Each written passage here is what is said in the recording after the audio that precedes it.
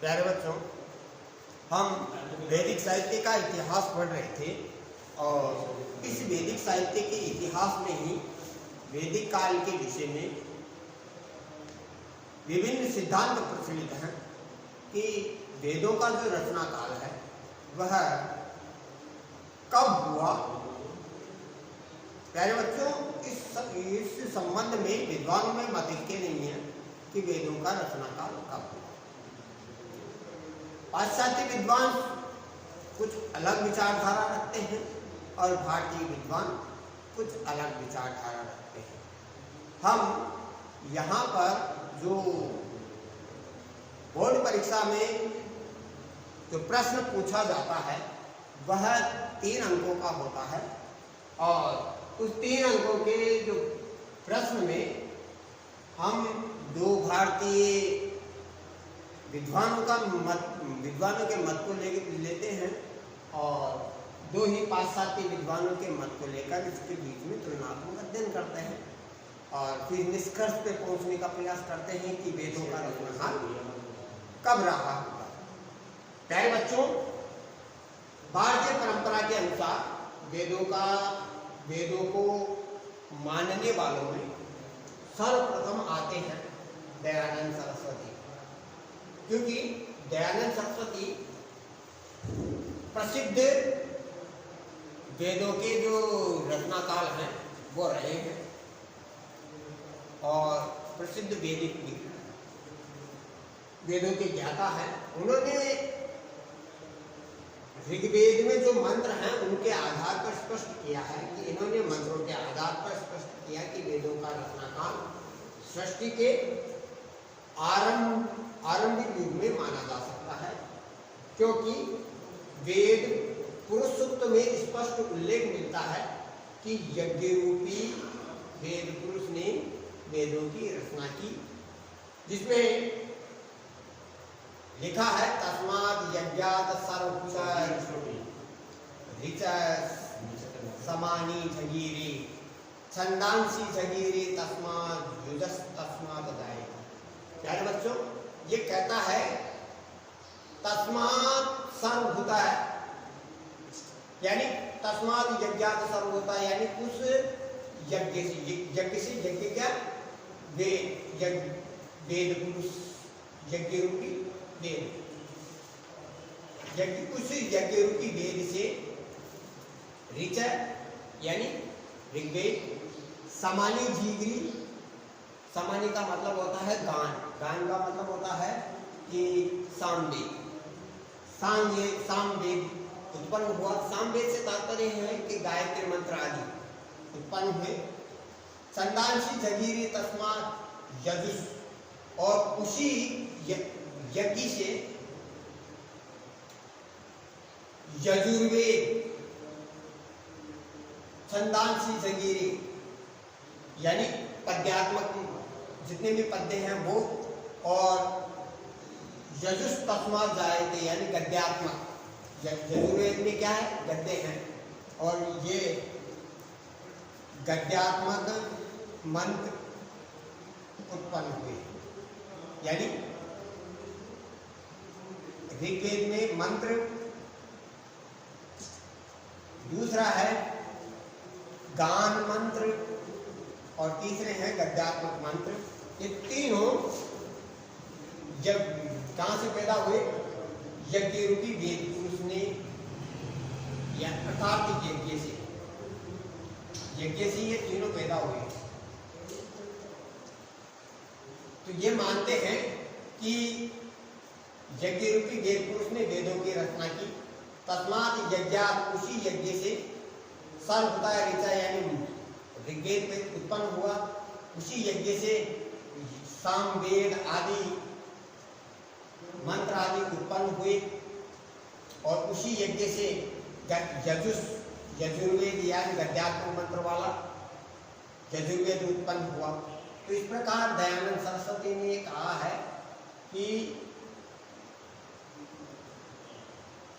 वेदों का जो रचना काल है वह सृष्टि का जो आरंभिक युग माना जाता है, यानी ये सृष्टि उत्पन्न हुई उस समय से उसी समय वेद उत्पन्न हुए। और वेद कहाँ से उत्पन्न हुए?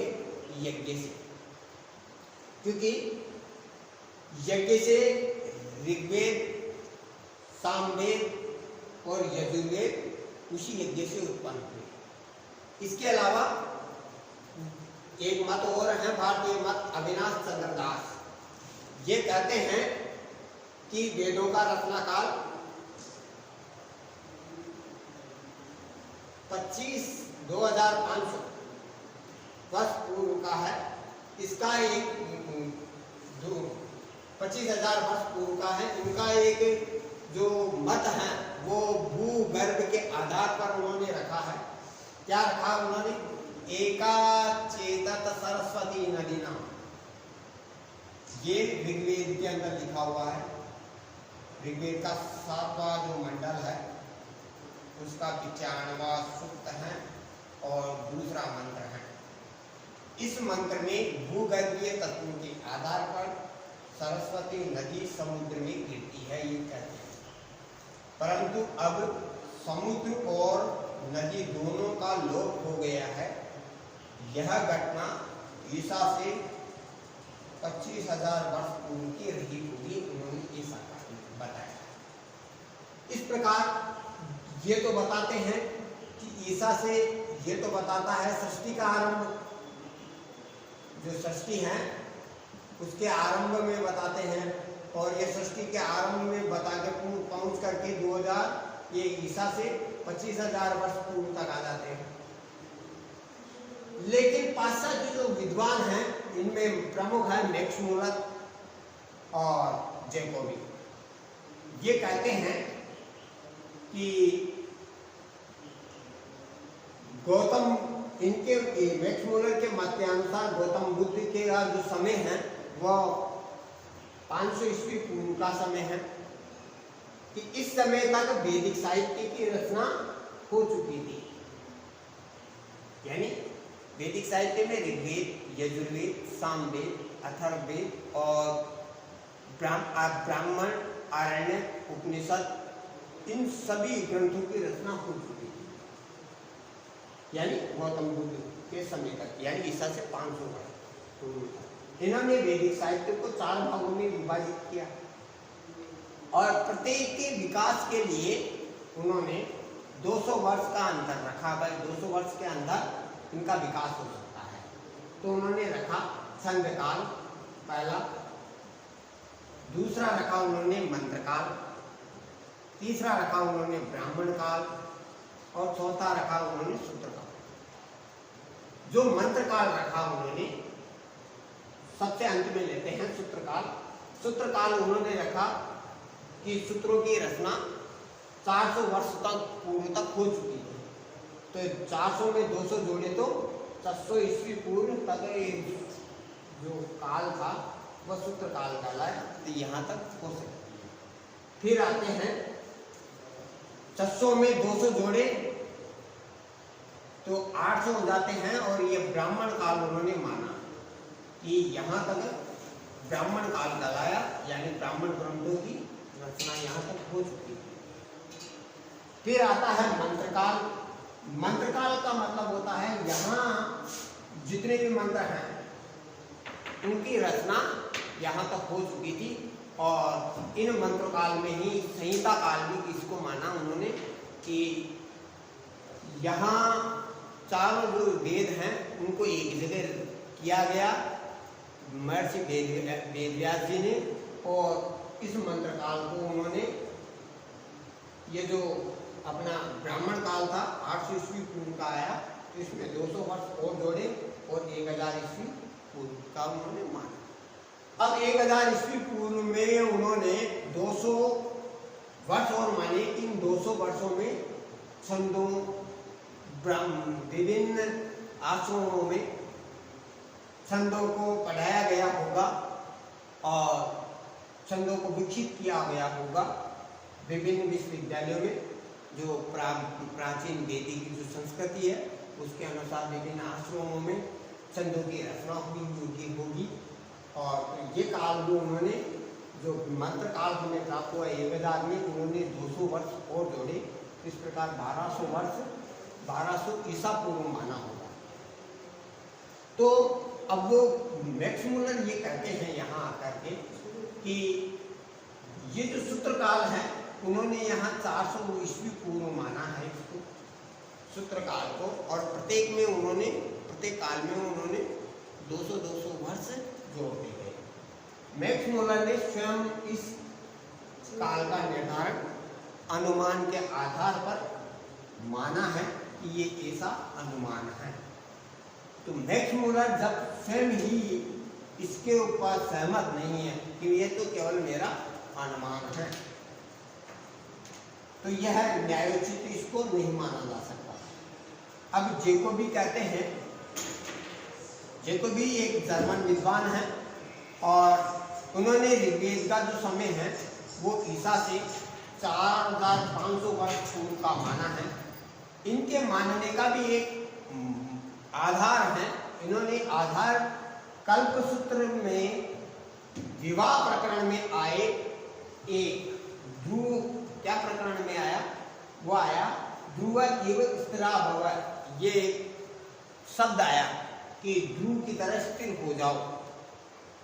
तो उन्होंने इसका अभिप्राय यह है कि मानो उस समय ध्रुव तारा अत्यधिक चमक रहा होगा, इसलिए उन्होंने ये कहा होगा कि आप ध्रुव तारे की तरह स्थिर हो जाओ।